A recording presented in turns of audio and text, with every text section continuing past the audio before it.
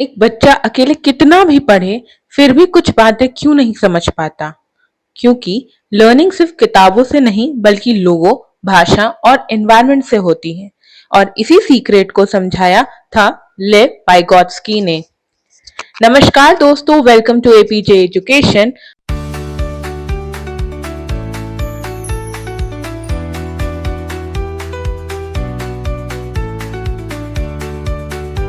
अगर आप CTET, UPTET, JTET या किसी भी टेट एग्जाम की प्रिपरेशन कर रहे हो, तो आज हम लेव वाइगोत्स्की की सोशियो कल्चरल थ्योरी को समझेंगे। उनके अकॉर्डिंग चाइल्ड का कॉग्निटिव डेवलपमेंट सोशल इंटरैक्शन और कल्चरल एक्सपीरियंस से होता है। मतलब बच्चा पेरेंट्स, टीचर्स और पियर्स के साथ इंटरैक्ट करके ज्यादा अच्छा सीखता है। लैंग्वेज भी लर्निंग और थिंकिंग के डेवलप करने में का पावरफुल टूल है। इस वीडियो में हम सिंपल लैंग्वेज और रियल लाइफ एग्जाम्पल के साथ समझेंगे कि बच्चा कैसे सीखता है। और अगर वीडियो यूजफुल लगे तो लाइक, शेयर, सब्सक्राइब जरूर करिएगा। और कोई भी डाउट हो या कोई और टॉपिक के बारे में जानना हो तो प्लीज कमेंट सेक्शन पे बताना। चलिए शुरू करते हैं लेव Vygotsky socio cultural theory. Cultural theory से पहले हम कुछ और बातों को जान लेंगे। ही बिलीव लर्निंग इज सोशल। उन्होंने ये माना या इनकी भरोसा था कि लर्निंग जो है वो सोशल है, सामाजिक है। ठीक है। अब उनकी टाइमलाइन को फोकस करो, वो कब बॉर्न किए थे? 1896। और उनका जो रिसर्च पीरियड था वो अराउंड 1920 टू 1934। और 1934 में उनकी डेथ हो गई। यानी बर्थ से लेके आपका डेथ तक का डिफरेंस कितना है? 38 का। मतलब बहुत कम समय के लिए ये सरवाइव किए थे। और इन 38 में अराउंड उन्होंने एक बहुत बड़ी बात की जो आज के बच्चों के मानसिक सोच के बारे में हमें समझने में और उनके हिसाब से हमें स्टडी को, करिकुलम को बनाने में मदद मिलती है। तो लर्निंग लीड्स डेवलपमेंट। सीखते ही हम क्या करते हैं? सीखने से विकास होता है। लिव वाइगोत्स्की ने क्या कहा कि children learn through interaction with other people and their surrounding culture. बच्चे जो हैं वो सीखते हैं। और सीखते किससे? इंटरैक्ट करके। किससे? मिलजुल के। दूसरे लोगों से, या फिर आसपास की जो संस्कृति होती है, सराउंडिंग कल्चर होता है, उनसे। उनके अनुसार लर्निंग जो है वो एक सोशल प्रोसेस है, सामाजिक प्रक्रिया है। ठीक है। And language plays a vital, vital मतलब इंपॉर्टेंट। तो भाषा जो है ना, वो एक इम्पॉर्टेंट रोल प्ले करता है कॉग्निटिव, आपके दिमाग की डेवलपमेंट के लिए। ठीक है। तो कॉग्निटिव डेवलपमेंट कैसे कैसे होता है? इंटरेक्शन विद अदर्स, दूसरे लोगों से, उन सामाजिक फिर सराउंडिंग कल्चर, जो संस्कृति जो आपके आसपास में लेगा उनसे। और तीसरा क्या? भाषा से। तो ये तीनों मेन इंपॉर्टेंट रोल करते हैं। और उनका एक फेमस स्टेटमेंट क्या है? Learning leads development. जो सीखते हैं उससे हमें क्या होता है? विकास होता है। Cognitive development socio cultural theory को अगर हम पूरा ओवरऑल देखें कि वाइगोत्स्की के स्टेटमेंट्स क्या हैं, तो उन्होंने कहा कि जो कॉग्निटिव डेवलपमेंट है वो सोशल इंटरैक्शन है। और यहाँ पे लैंग्वेज एंड डायलॉग्स की मदद से होता है। और ये क्या करता है? इंटरनलाइजेशन ऑफ नॉलेज, जिससे कि कॉग्निटिव ग्रोथ होता है इंडिविजुअली। ठीक है। और ये जो लैंग्वेज डायलॉग्स जो है वो कल्चर को, संस्कृति को इन्फ्लुएंस करता है, अफेक्ट करता है। और इससे क्या है कि यहाँ पे टीचर एक्सपर्ट गाइडेंस का भी इम्पोर्टेंट रोल है। इसके अलावा प्योर कोलैबोरेशन का भी मेजर रोल है। तो children learn first through society, then through individuals. अगर देखा जाए, यहाँ पे देखो, अगर ये सीक्वेंस को भी देखना है तो सबसे पहले किसको ऊपर में रखा गया? सोशल इंटरैक्शन, यानी लोगों को। उसके बाद फिर क्या है? उसके बाद इंडिविजुअल, टीचर हो या कोई एक्सपर्ट हो या फिर बच्चे हों। तो ये सारे चीज अकॉर्डिंग टू ले वाइगॉट्स्की है कि बच्चा जो है वो पहले सोसाइटी से सीखेगा, फिर इंडिविजुअल, यानी एक पर्टिकुलर इंडिविजुअल से। अब बेसिक अजम्पशंस ऑफ वाइगॉट्स्की। वाइगॉट्स्की के क्या अजम्पशंस थे? जो बेसिक अजम्पशंस थे। ठीक है। तो लर्निंग बिगिंस इन सोसाइटी। जो सीखने का जो प्रक्रिया है ना, वो शुरू कहाँ से होता है? सोसाइटी से, समाज से, आपके आस पड़ोस से। ठीक है। Children acquire knowledge through interaction. बच्चे नॉलेज कहाँ से गेन करते हैं? इंटरैक्ट करके, एक दूसरे से मिलजुल के। Language develop thinking. लैंग्वेज क्या डेवलप करता है? थिंकिंग, हमारी सोचने की प्रक्रिया को। Culture influence learning. संस्कृति जो है हमारी या कहीं और की भी, वो क्या इन्फ्लुएंस या क्या अफेक्ट करती है? हमारे सीखने को। Teachers and parents guide children. बच्चों को जो टीचर्स हैं या फिर पेरेंट्स हैं वो सिर्फ गाइड करते हैं, रास्ता दिखाते हैं। Peers play an important role in learning.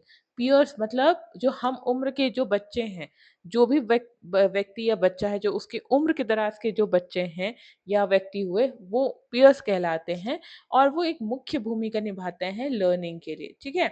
और नॉलेज इज सोशली कंस्ट्रक्टेड। जो नॉलेज है, विद्या है या ज्ञान है, वो सोशली मतलब सामाजिकली बनाए जाते हैं, ठीक है? ये सामाजिक कंस्ट्रक्ट होता है। अब यही चीज़ है फ्रेमवर्क की मेन क्या पॉइंट्स है कि जो लैंग्वेज है या आपकी कॉग्निटिव डेवलपमेंट है, वो सोशल कॉन्टेक्स्ट से रिलेटेड है और कल्चर से और इंटरैक्शन से। इंटरैक्शन किसके? सोसाइटी से और इसके अलावा लैंग्वेज से।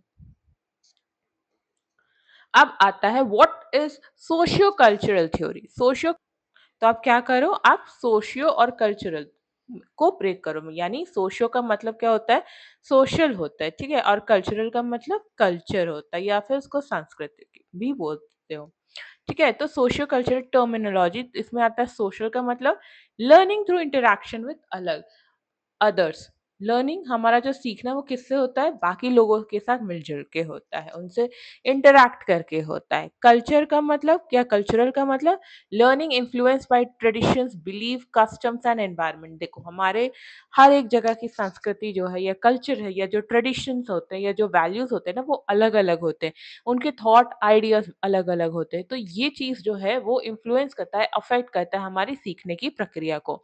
तो ये जो थ्योरी है कॉग्निटिव डेवलपमेंट का, वो बोलता है या एक्सप्लेनेशन है किसका, कि कैसे लर्निंग प्लेस होता है, कैसे हम सीखते हैं, ठीक है?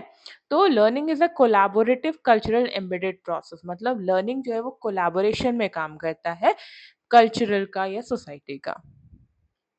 अब वाइगॉत्स्की थ्योरी के क्या-क्या कैरेक्टरिस्टिक या फीचर है? तो चाइल्ड जो है ना, यहाँ वाइगॉत्स्की के अनुसार एक एक्टिव लर्नर का काम करता है, पैसिव लर्नर का काम नहीं करता। अब what is the difference between active and passive? देखो पैसिव का मतलब वहाँ पे टीचर जो है वो डोमिनेट करता है। जो टीचर बोली वो बच्चा किया, अगर नहीं किया तो शायद पनिशमेंट भी मिल जाए, ठीक है? तो मतलब यहाँ पे रटंत विद्या चलती है।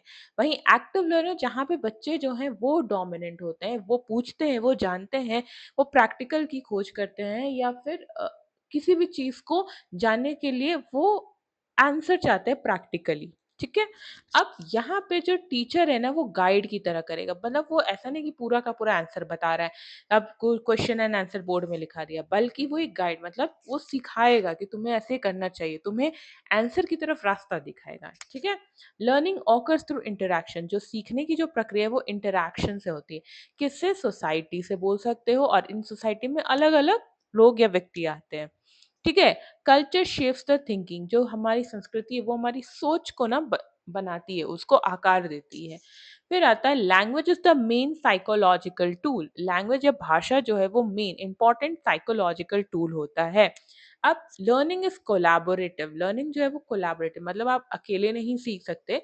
आप लोग को मिलके एक-दूसरे से कोलैबोरेट करते हुए, इंटरैक्ट करते हुए सीखना होता है।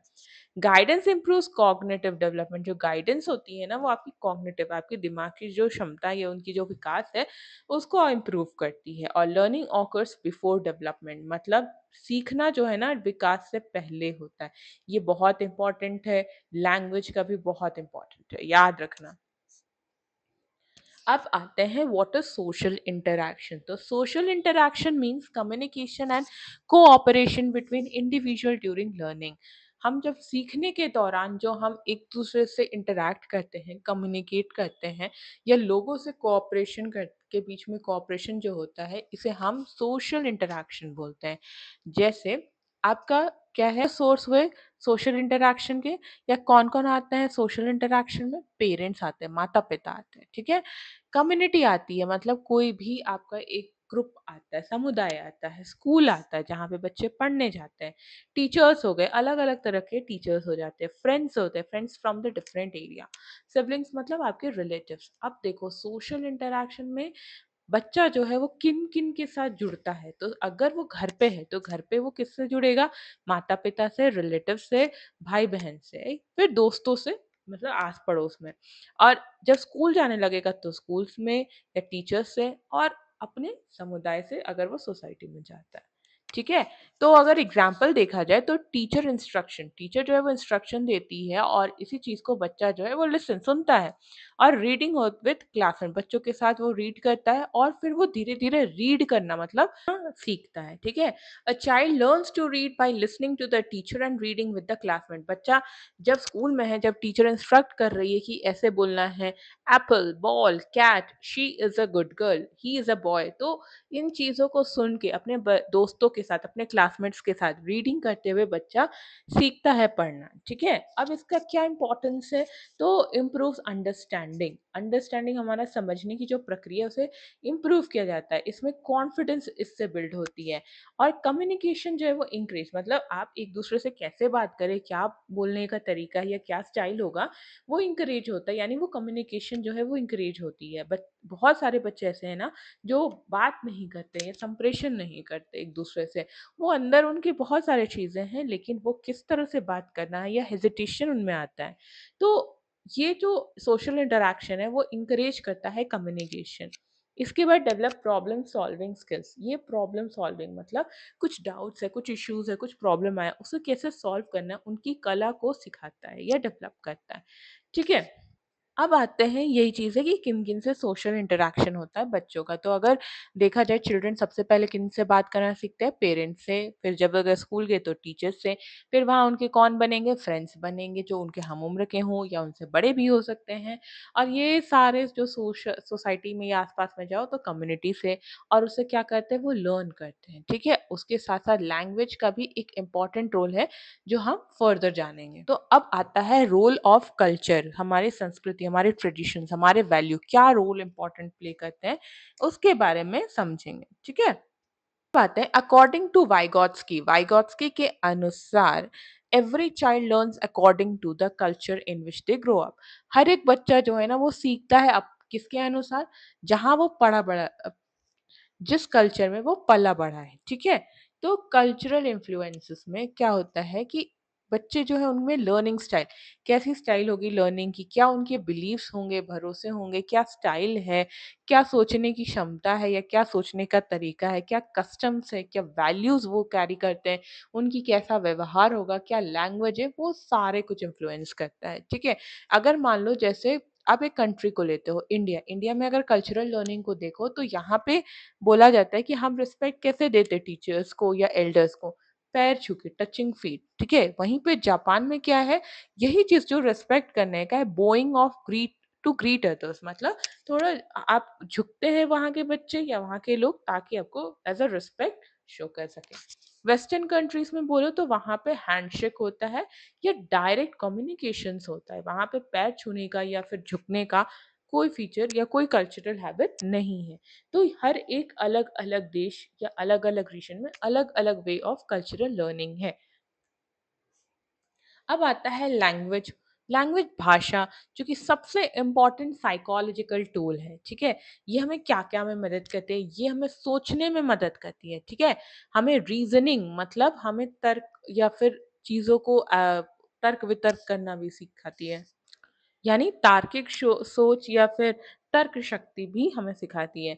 रिमेम्बरिंग किसी भी चीज़ को याद करने में मदद करती है, किसी भी व्यवहार को कंट्रोल ये करने में मदद करती है, एक्टिविटीज़ को प्लान करने में, सॉल्विंग प्रॉब्लम को सॉल्व करने में। मतलब देखो, अगर हमें कोई भाषा आती है, तब हम इन चीज़ों को बोल सकते हैं। अगर हमने सेव को देखा, तो सेव उस किसको बोलते हैं? ये जो हम लैंग्वेज भाषा से सीखते हैं कि इसे सेव बोलते हैं, केला बोलते हैं या फिर इसे ब्रिंजल बोलते हैं, तो ये हर एक चीज़ को याद करने में कौन मदद करेगा? ये हमें लैंग्वेज मदद करेगा। लैंग्वेज सिर्फ़ संप्रेषण यानी कम्युनिकेशन के लिए इम्पोर्टेंट नहीं है या वहाँ यूज़ होता है, इसे सोचने के लिए भी मदद मिलती है। अब आते हैं क्या-क्या स्टेजेस होते हैं लैंग्वेज डेवलपमेंट के। यहाँ पे भी 3 स्टेजेस होते हैं, ठीक है? Which is social speech, private speech और इनर स्पीच। सबसे पहले होता है सोशल स्पीच यानी 3 से 0 से 3 इयर्स में होता है सोशल स्पीच का स्टेज, जहाँ पे बच्चे क्या करते हैं, टॉकिंग विद अदर्स दूसरे लोगों से बात करना शुरू करते हैं। पहले तो ब्लै-ब्लै रोने से या फिर हाँ करना, फिर धीरे-धीरे माँ बोलना या फिर अदर वर्ड्स बोलना सीखते हैं और दूसरों से इंटरैक्ट करते हैं। सकते हैं। फिर जब 3 से 7 साल की उम्र में वहाँ पे कौन-सा स्टेज आता है, प्राइवेट स्पीच आती है, यानी talking to oneself while performing the task. हम खुद से बात करना शुरू करते हैं इस पीरियड में, इस स्टेज में, ठीक है? काम करने के दौरान। और तीसरा क्या होता है, इनर स्पीच। 7 साल के बाद हमारे अंदर ये स्पीच या ये लैंग्वेज डेवलपमेंट हो जाता है कि साइलेंटली थिंकिंग।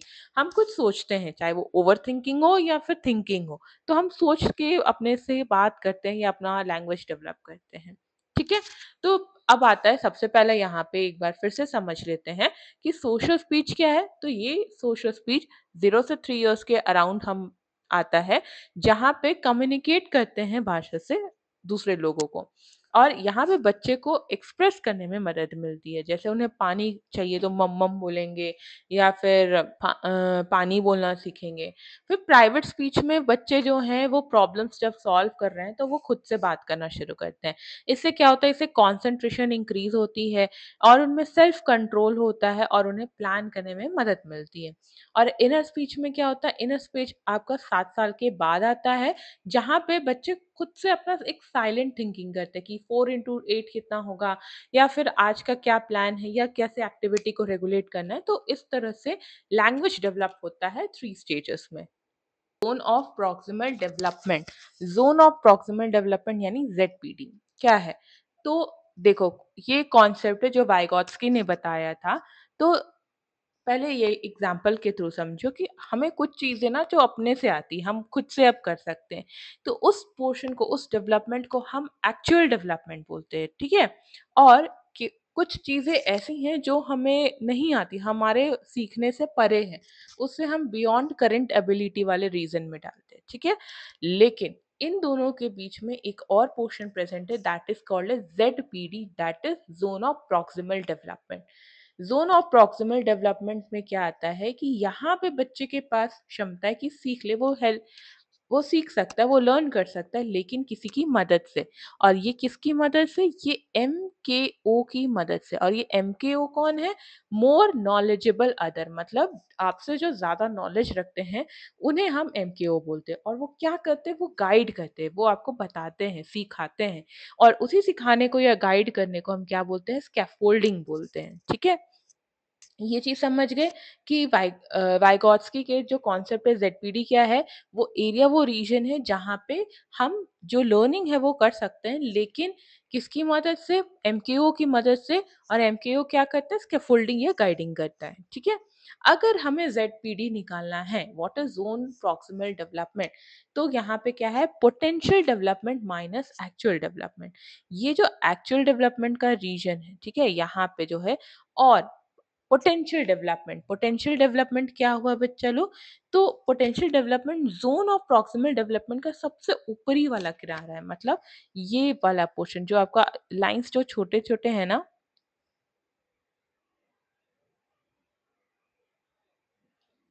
ये जो लाइन्स जो हैं वो प्रॉक्सिमल डेवलपमेंट है। एकदम आपका ऊपरी वाला स्तर, जहाँ पे बच्चा गाइडेंस की मदद से कर सकता है, उनके पास वो क्षमता है।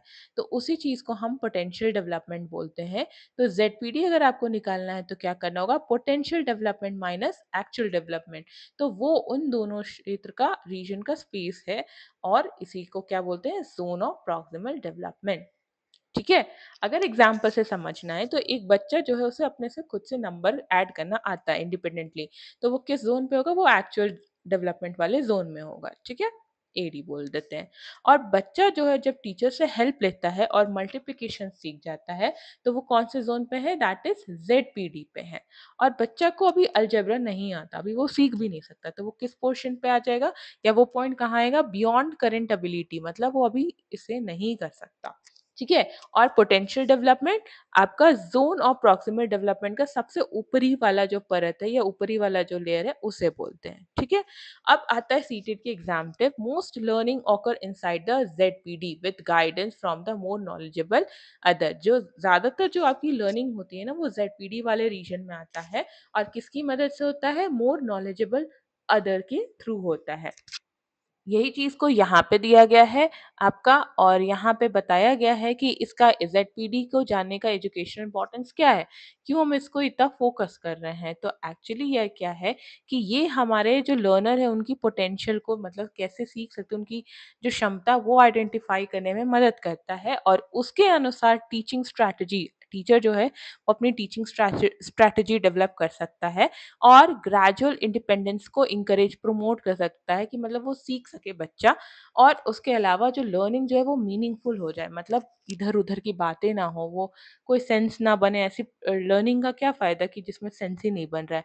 हम वहाँ पे मीनिंगफुल अंडरस्टैंडिंग लर्निंग को प्रमोट करें, इसकी वजह से ज़ेडपीडी को समझना जानना भी ज़रूरी होता है। और यही चीज़ है कि आपका पहले हमें एक्चुअल डेवलपमेंट वाले को आइडेंटिफ़ाई करना है कि क्या-क्या हमें आता है, ठीक है? फिर हमारे को पोटेंशियल डेवलपमेंट क्या-क्या हमारी क्षमता है जानने की, जो एकदम आउटर वाला जो लेयर होता है ना, उस चीज़ को हम क्या बोलते हैं? पोटेंशियल डेवलपमेंट बोलते हैं। और इनके बीच का जो गैप है, हमें वो जानने की ज़रूरत होती है कि हमें क्या-क्या गाइड चाहिए या क्या-क्या लर्न करना है, ये वाले रीजन से लेके ये वाला, ठीक है? तो ये यहाँ पे जो लर्न या गाइडेंस है, उसे हम क्या बोलते हैं? स्कैफोल्डिंग बोलते हैं। और ये किसके थ्रू प्रोवाइड होता है? ये एमकेओ के थ्रू प्रोवाइड होता है that is more knowledgeable other और ये क्या करते हैं हमारी कॉग्निटिव ग्रोथ करवाते हैं। ठीक है? अब आते हैं what is scaffolding scaffolding is temporary support provided by a teacher और expert that enable learner to perform task they can not yet complete independently. हम लोग ज़ेडपीडी वाले रीजन में जहाँ पे हमें अब खुद से नहीं सीख पा रहे हैं, तो उसके लिए हमें जो सहारा या हेल्प या सपोर्ट दे रहा है जैसे कि टीचर हो गया या कोई एक्सपर्ट हो गया, ये जो एक टेम्पररी मतलब नॉट ऑलवेज कभी-कभी जो सपोर्ट प्रोवाइड हो रहा है, उसे हम स्कैफोल्डिंग बोलते हैं। जो हम अपने से खुद से काम नहीं कर पाते उसके सीखने के लिए जो टेम्पररी सपोर्ट है उसे हम क्या बोल रहे हैं? स्कैफोल्डिंग बोल रहे हैं। As competence increase the support is gradually withdrawn. जैसे-जैसे हमारी क्षमता बढ़ जाएगी, हमारा जो सपोर्ट है वो धीरे-धीरे कम होते जाएगा। ठीक है? तो ये क्या फीचर्स है, ये क्या कैरेक्टरिस्टिक है? टेम्पररी सपोर्ट है। ये परमानेंट नहीं कि आपको बार-बार मिलेगा मतलब हर बार मिलेगा, अगर आप सीख गए हो तो भी मिलेगा, नहीं। आपको थोड़े दिन के लिए गाइड किया जाएगा, फिर आपको धीरे-धीरे उसे सीख लेना है। फिर इंडिविजुअलाइज्ड असिस्टेंट मतलब पर्टिकुलर इंडिविजुअल पर्सन्स को असिस्टेंस मिलेगी।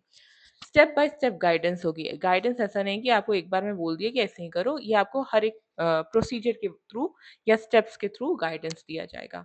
यहाँ पे ना फीडबैक मतलब एक तरीके से आपका इवैल्यूएशन के बाद जो रिजल्ट आता है कि आपका कैसा है या फिर आपके चीज़ों को देख के आपको रिटर्न में बताया जाए कि आपका क्या बिहेवियर, क्या लर्निंग है या फीडबैक है, ये कंटिन्यूअसली प्रोवाइड किया जाएगा और इंडिपेंडेंट लर्निंग को प्रमोट किया जाएगा कि आप खुद से सीखो या अपने से काम करो। ठीक है? क्लासरूम का एग्जांपल ले रहे हैं, एक टीचर है, टीचर ने कॉन्सेप्ट को एक्सप्लेन कर दिया, अब टीचर ने सॉल्व करवाया एग्जांपल्स, ठीक है? एग्जांपल सॉल्व करने के बाद अब स्टूडेंट जो है सॉल्व करता है प्रॉब्लम, उसे दिक्कत आती है, तो वो हिंट लेता है, ठीक है? हिंट से फिर धीरे-धीरे जो बच्चा है वो खुद से अपने से इंडिपेंडेंटली सॉल्व करना सीख जाता है। अब आते हैं what is MKO. MKO stand for more knowledgeable other. यहाँ पे जो मोर नॉलेजेबल अदर है वो पर्सन है या वो इंडिविजुअल है जो आपसे यानी जो आपको स्किल्स या जो लर्निंग नहीं आती उन्हें आती है और आपसे ज़्यादा उनके पास स्किल्स या नॉलेज है और आपको वो गाइड करते हैं। और वो कौन व्यक्ति हो सकते हैं? वो टीचर हो सकते हैं, आपके बड़े भाई बहन हो सकते हैं, पेरेंट्स हो सकते हैं, फ्रेंड्स हो सकते हैं, कंप्यूटर भी हो सकता है या कोई एजुकेशनल सॉफ्टवेयर भी हो सकता है, एआई भी हो सकता है अब तो। तो इम्पोर्टेंस क्या है? ये गाइडेंस प्रोवाइड करेंगे, जो भी लर्नर की डिफ़िकल्टी होती है, आप उनसे सॉल्व करा सकते हो। कॉन्फिडेंस को एनकरेज करेंगे, लर्निंग को सपोर्ट करते हैं और लोड स्टॉलिंग का मतलब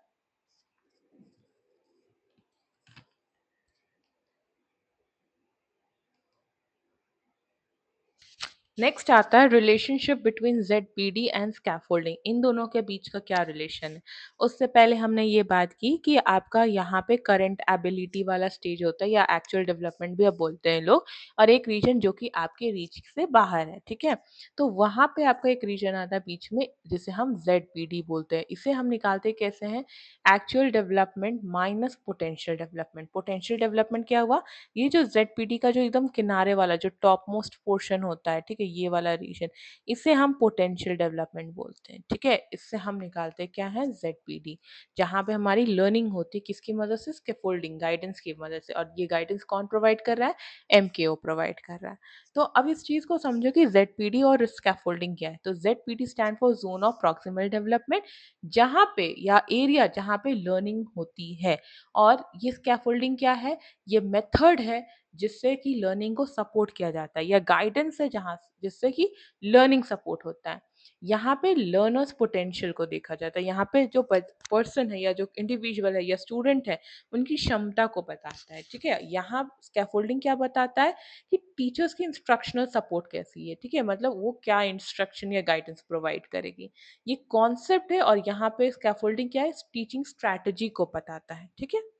तो हमेशा याद रखना है ज़ेडपीडी जहाँ पे लर्निंग होती है, और स्कैफोल्डिंग कैसे लर्निंग को सपोर्ट किया जाए, उसके बारे में वो बता रहा है।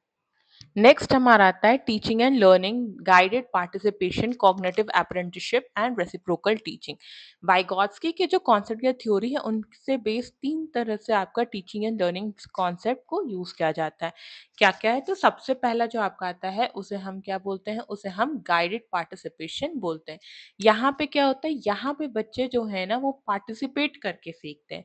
तो पार्टिसिपेट किसमें करते हैं? रियल लाइफ एक्टिविटीज़ पे करते हैं, मतलब जो कि आपका रियल लाइफ में हो रहा है, ठीक है? और ये किसकी मदद से? एडल्ट से, या कोई एक्सपीरियंस्ड इंडिविजुअल से, जैसे कि खाना बनाना अपने पेरेंट्स के साथ, शॉपिंग पे जाना, गार्डनिंग करना, या घर के काम करना, ठीक है? दूसरा होता है कॉग्निटिव अप्रेंटिसशिप। यहाँ पे with the help of expert, या फिर जो एक्सपर्ट होते हैं या नॉलेजेबल होते हैं, उनसे बच्चा सीखता है। जैसे कि म्यूजिक अगर उसे सीखना है, तो कोई टीचर जो कि म्यूजिक टीचर हो, जो कि स्केल्स थ्योरी या परफॉर्मेंस को टीच करता है। पेंटिंग जो कि ब्रश वर्क को डेमोंस्ट्रेट करे, कलर्स के बारे में बताए, उनके कॉम्पोजिशंस के बारे में बताए, आर्टिस्ट से वो बच्चा सीखता है पेंटिंग। और कोडिंग किससे सीखता है? प्रोग्रामर से, जो एक्सप्लेन करेगा सिंटैक्स क्या है, डिबगिंग क्या है, एल्गोरिथम क्या है। और तीसरा क्या आता है? Reciprocal teaching. रेसिप्रोकल टीचिंग में क्या होता है? तो ये जो टीचिंग है, यहाँ पे शिक्षक और जो बच्चा है, वो दोनों डिस्कशन के माध्यम से सीखता है, ठीक है? यहाँ पे विद्यार्थी या जो बच्चा है, वो शिक्षक जैसी भूमिका निभाकर अपने साथियों के साथ समझता है। जैसे क्या करता है यहाँ पे? यहाँ पे मुख्य 4 स्टेज होते हैं, या 4 एक्टिविटीज़ होते हैं। जो ये चीज़ को यहाँ पे लिखा हुआ है, ये चीज़, ठीक है? तो सबसे पहले होता है प्रेडिक्टिंग, पूर्वानुमान करना, जैसे कि क्या होगा आगे, इसका अनुमान करना, ठीक है? इसे डिपिक्ट करना। उसके बाद क्वेश्चन पूछना, ठीक है? आस्किंग क्वेश्चन, जो भी आपने पढ़ाई की है, उससे क्वेश्चन पूछना, ठीक है? और तीसरा क्या होता है? क्लैरिफाइंग, मतलब कठिन शब्दों को समझना, मतलब जो भी डाउट्स हैं उनको, या हार्ड वर्ड्स हैं उनको समझना। और चौथा क्या होता है? समराइज़ करना, कि मेन पॉइंट्स या टॉपिक्स क्या-क्या हैं। तो बच्चा क्या करता है? एज़ अ टीचर के थ्रू, या मतलब कि जो स्टूडेंट्स हैं, वो ऐसा ग्रुप बना के वो पढ़ के समझते हैं, जहाँ पे सबसे पहले कि ये जानते हैं कि आगे क्या होगा, प्रेडिक्ट करते हैं। उसके बाद क्वेश्चन को अराइज़ करते हैं, जो भी उन्होंने पढ़ाई किया, और उसके बाद जो डाउट्स होते हैं, उन चीज़ को वो प्रॉपर समझते हैं, और फिर फाइनली सारांश बनाते हैं, जो उन्होंने पढ़ाई किया है।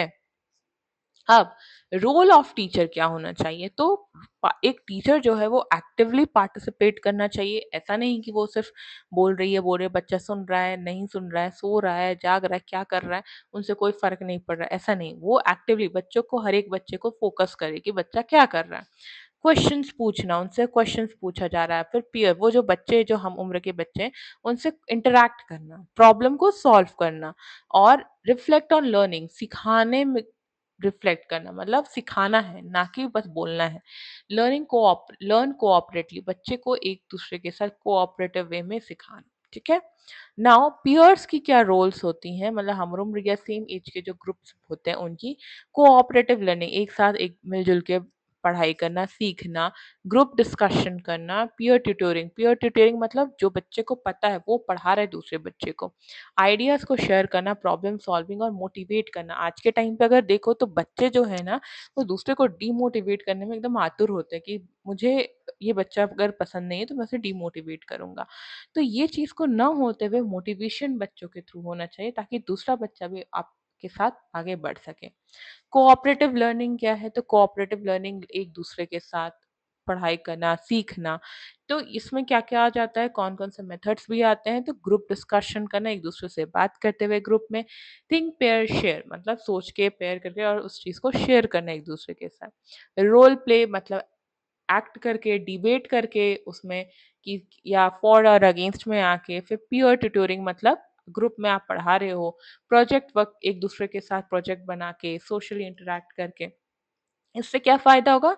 हमारी अंडरस्टैंडिंग बढ़ेगी, बेहतर होगी, हमारी कम्युनिकेशन जो है वो बढ़ेगी, हमारे पास सोशल स्किल डेवलप होगा हमारा, ठीक है? और हम एक्टिवली पार्टिसिपेट कर पाएँगे। एजुकेशन इम्प्लीकेशन मतलब को जो कॉन्सेप्ट वाइगॉत्स्की ने दिया था उस सिद्धांत को उस कॉन्सेप्ट को कैसे एजुकेशन फील्ड में इम्प्लाई कर सके। तो यहाँ पे उस चीज़ पे बोला गया है कि जो टीचर होती है मतलब वाइगॉत्स्की के कॉन्सेप्ट को देखते हुए ये बोला जा रहा है कि टीचर कैसी होनी चाहिए। तो टीचर जो है वो कोलैबोरेशन को इंकरेज करे मतलब बच्चे को एक दूसरे के साथ मिलजुल के काम करने को या पढ़ने को इंकरेज करे।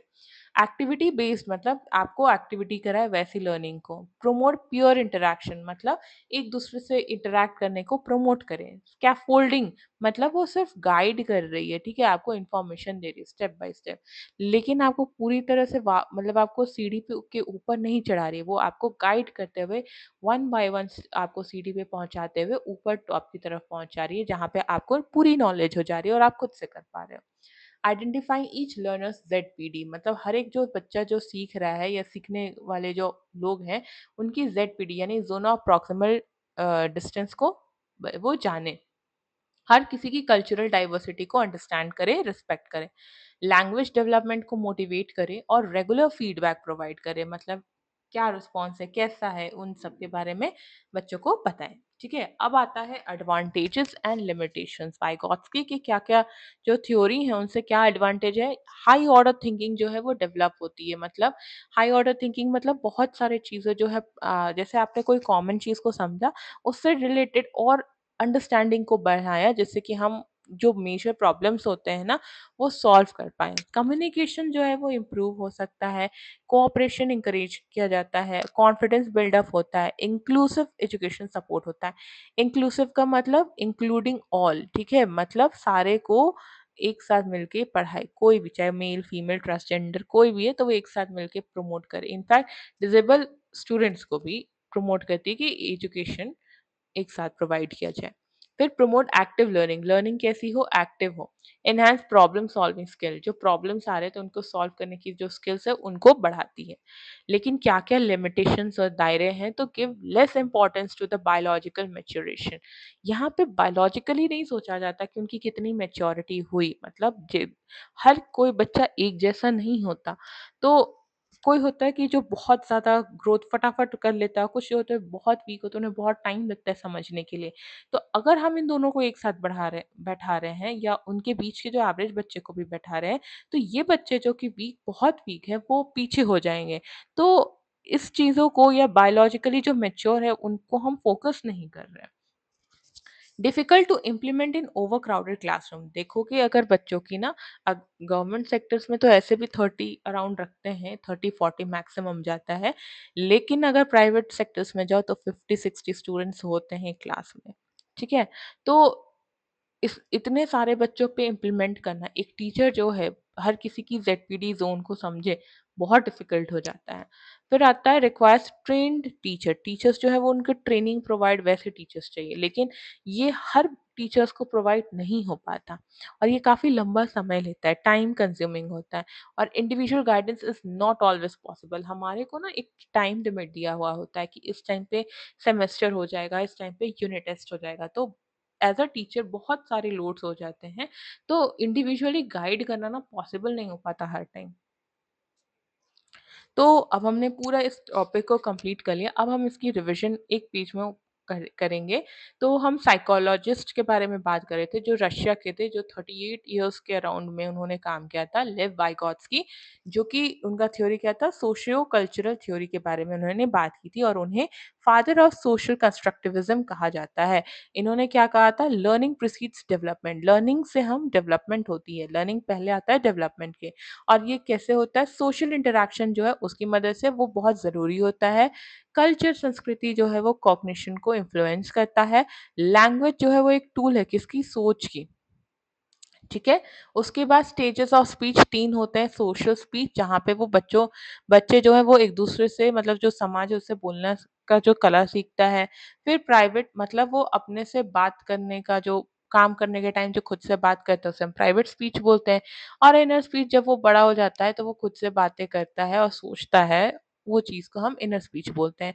ज़ेडपीडी रीजन जो है वो डिफरेंस है या जो स्पेस है किसके एक लर्नर क्या कर सकता है खुद से और किसकी मदद से वो क्या कर सकता है, इन दोनों के बीच का जो डिफरेंस है, वो ज़ेडपीडी बता है।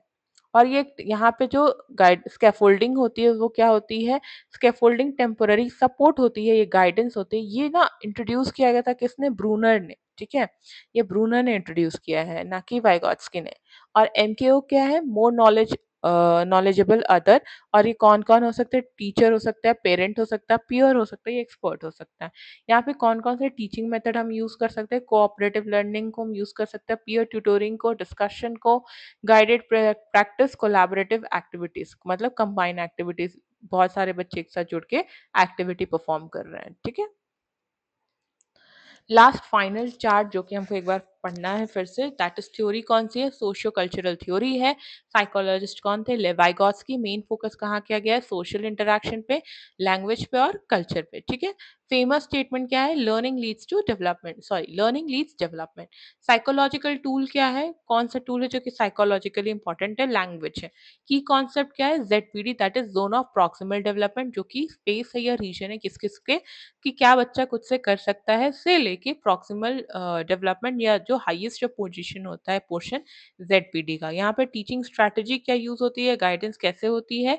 स्कैफोल्डिंग से। कौन प्रोवाइड करता है या गाइड कौन करता है? MKO that is more knowledgeable other. यहाँ पे कौन कौन आ सकते हैं? टीचर आ सकती है, एक्सपर्ट आ सकता है, यहाँ तक कि पेरेंट्स भी आ सकते हैं, ठीक है? और इसके बाद स्पीच क्या होता है? स्पीच जो होता है पहले सोशल होता है।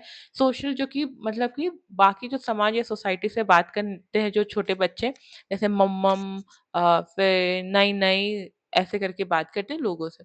फिर उसके बाद प्राइवेट होता है मतलब जब बच्चे काम कर रहे हो तो उसमें खुद से अपने से बात करना उसे हम प्राइवेट स्पीच बोलते हैं। और इनर स्पीच जो बच्चे जो है वो अपने से मन से बात करते हैं या सोचते हैं और वो थिंकिंग को हम इनर स्पीच बोलते हैं। यहाँ पे टीचर का क्या रोल होना चाहिए? टीचर एक गाइड की तरह काम करे, फैसिलिटेटर हो या स्कैफोल्ड प्रोवाइडर हो। वो मतलब तुरंत आंसर नहीं प्रोवाइड करे, बस वो स्टेप प्रोवाइड कर दे जहाँ से बच्चा सीख सके। लर्निंग स्टाइल कैसी होनी चाहिए? कोलैबोरेटिव एंड गाइडेड लर्निंग होनी चाहिए। तो ये इसी के साथ हमारा ये जो चैप्टर है वाइगॉट्स्की कंप्लीट होता है। तो हमने पियाजे थ्योरी, कोहलबर्ग थ्योरी और वाइगॉट्स्की थ्योरी जो मेन 3 इम्पोर्टेंट थे, उन्हें हम समझ गए। पर इन तीनों के बीच का जो डिफरेंस है, उन्हें हमें समझना है और प्रीवियस ईयर क्वेश्चंस को हमें फोकस करना है।